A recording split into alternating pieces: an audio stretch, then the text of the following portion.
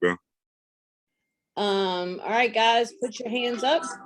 Not put your hands up. If y'all have questions for Cory, raise your hands. Everybody have record permission. James, you want to start us off? Yeah. Hey, Cory, hope you're doing well today. Obviously, just, coming out of that game, you've got Louisiana Tech this week. What's the mindset like for the defense through the first couple of days of practice? I feel like the mindset going into this week was just to, just not let our highs be too high. Obviously, the Clemson win was a big win, but just to build off that instead of just being complacent and settled with that. So I feel like that was a big thing that we, just approached on defense, was just going out there, just building off of that game as a point of making that game the peak. We're building off of that game just to get better. So, like, we're not satisfied with beating Clemson. We want to, obviously LA Tech's a good team and they definitely could beat you. So we're not going to overlook these guys. And that's just kind of been the mindset and practice all week. And just to follow up, you've been on several teams now, obviously at FSU and now NC State. What's the chemistry like on this team? The chemistry here is great. It's just being surrounded by a lot of great guys. That means a lot because obviously I came from an in-conference team. So, I was pretty nervous just coming here, just being accepted by the team. But I'm just surrounded by great teammates, just on offense, on defense, just everybody. So many great people on this team. So the chemistry, it's amazing. It's compared to what I was used to. David. Hey, Cory, I'm just curious with last week, how much time you kind of had to prepare to be the starter to replace Cory and kind of what that was like for you to have to sort of accelerate your role in the biggest game of the season? In all honesty, Coach Wiles has pretty much been like carrying me along as a starter, like the whole season. It was just, so it wasn't really like no transition. I was just ready for my number to be called. And it's unfortunate that CJ got hurt, but they needed me to step up and I was able to step up for the team and just do what I could to help the team win. Jonas. Hey, Cory, Coach Durden has talked about how through the first 4 games, you guys have faced 4 different styles of offense. Mississippi State was air raid and Furman was an option type team and Clemson was spread. He just talked about how you guys have adjusted from week to week. Can you just kind of take us through how you guys, come back on Tuesday, get your game plan, get your style of play in, and then execute it on Saturday, and then having to switch it up again the next week to go face a different whole type of offense? Obviously it's difficult in aspects of, we just got to switch up our play calls every week, just the way that we play different style offenses, as opposed to obviously Mississippi State, they're going to spread you out and throw the ball. And you got Clemson, they want to run the ball, and the Furman, it's just, I don't know, it's all about attention to details. Just being with Furman, like the details that week was just over the top, because it's like, obviously they're an inferior team, but their offense, just you don't want to give up big plays to any team. So it's just like, just having the attention to details and just being able the biggest thing that the coaches say, because we got a lot of playmakers in our defense, but the biggest thing that the coaches say is, just don't try to do too much. Just do your job and the plays will come to you. And I feel like that's like what everybody done bought into, that, just living by that saying. And, we don't got too many people out there just trying to do too much. Everybody just do their job. And you see, it allows everybody on the field to make plays. When you say, for example, the Furman week was the details are over the top. When you guys come out that first day on that Tuesday and Tony Gibson comes out and meet with you guys, how much do you throw at you guys that first day based on the team you guys are playing that we can install? The first day is really our most important day, because first day is first and second down. So he's going to throw everything. We're going to see everything as far as the run, the RPO, we're going to see everything that first day. Like Tuesdays is definitely the hardest practice, because Wednesday is more of like a pass-heavy third down. Everybody passes pass. Everybody throw the ball the same way in a sense.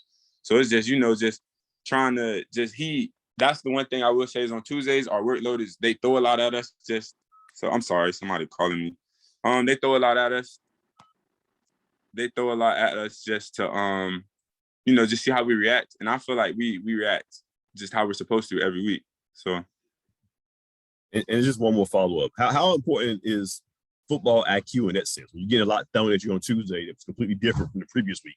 How important is it to have a high football IQ on that side of the ball? I feel like just having just that IQ, just to be able to transition week after week, different offenses is big time. I mean, I feel like it shows in just who makes plays and not necessarily who doesn't make plays, but, just the guys who make the most plays. I'm not saying they have the most football IQ, but they're more than likely more prepared than some of the others, if that makes sense. So it's just like, just that IQ aspect is a big thing, because you could get 1 week, you could get this look, and then the next week, you get a totally different look, totally different blocking scheme. So, it's like, if you don't watch film and if you don't have the IQ just to be able to just read all your pre-snap keys, then you're just not going to be very successful. Alec.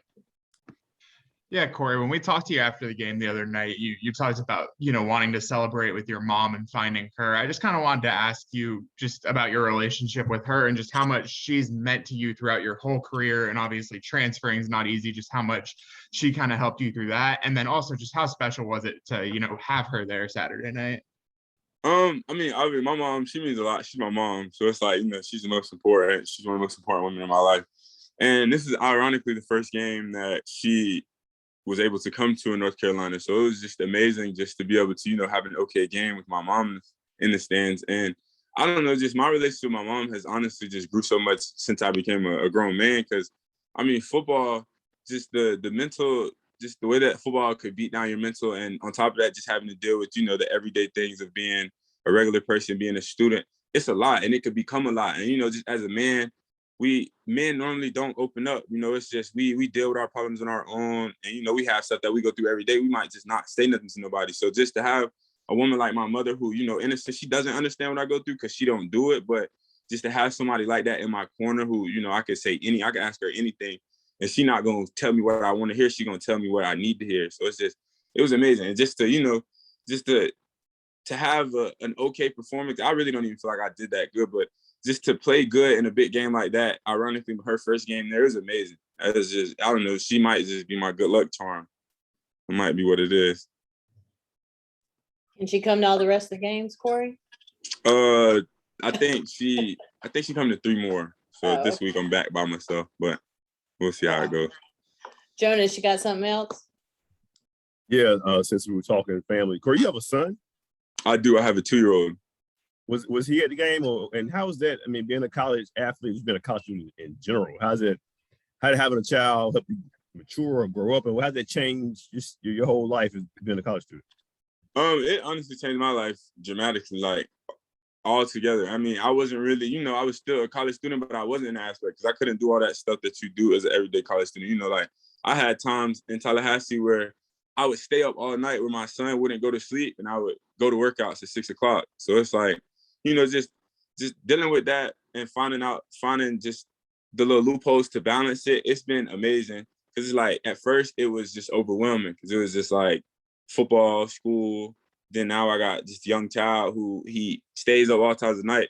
And then I just got into a schedule and it just became so easy. And I have a lot of people who, when I tell people like, I got a child, like they be like, wow, like, isn't it so much? But it really isn't, especially like, football is kind of like my escape. Like I love my child to death. He's a blessing. But, when I'm on the football field, I don't really think about anything. So it's like, I could just, everything that I got going on, even in practice, that's why like, just today, for example, like I could have so much on my mind. I could just go out there and just forget about everything around me because it's just, I'm out there with my teammates doing something I love. So just balancing that has just helped me tremendously on the football aspect because it's like I'm just so much on top of so many different things because I had to grow up so much faster. Like I don't think like a 22-year-old college student anymore. Like I had to mature. So it was I don't know, it was definitely a transition, but it took some time to get used to. Was he at the game with your mom on Saturday? He wasn't. They actually move up here tomorrow.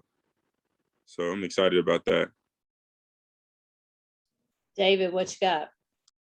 Just curious what your son's name is and also how you enjoying those terrible twos. His name's Jackson. It's not the typical Jackson. It's Jaxxon. And terrible twos have been terrible. He has gotten terrible. He is so bad now. It's not even bad. He's just all over the place. He never sits down.